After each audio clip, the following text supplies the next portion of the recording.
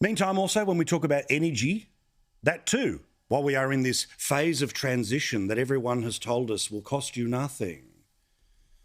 Remember the polling that came out last year that people wanted action on climate change. They wanted more renewables. Are you willing to pay anything for it? No. 48% of people around the country, no matter what they answered to the previous two questions, said no, nothing.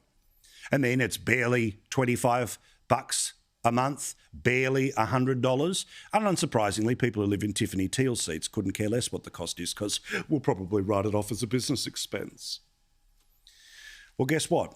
Even the ABC, yes, the ABC, is reporting that Australia is, and I quote here, on the precipice of UK-style energy crisis as soaring costs put retailers out.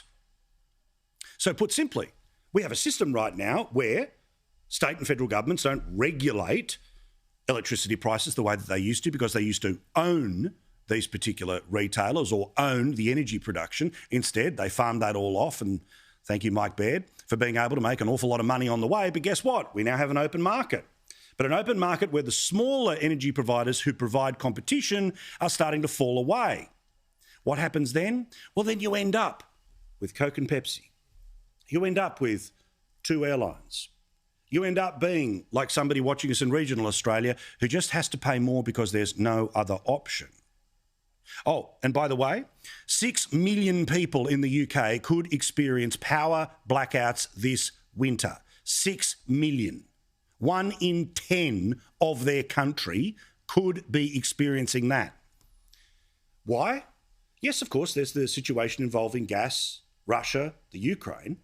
But you also have a government that has gone all in on green. Remember COP26 that happened just last year where Boris Johnson was waving his finger at everyone on the behalf of the UN. You must do more, particularly when it comes to renewables. And just in case you forgot, guess who's trying to bid for one of these very things within the next couple of years? Where in order to host, you have to show that you are leading. In order to be leading, you have to put your country in a position where 6 million people in the UK may not have power during a freaking European winter. Brexit. English winter. Nothing to see here.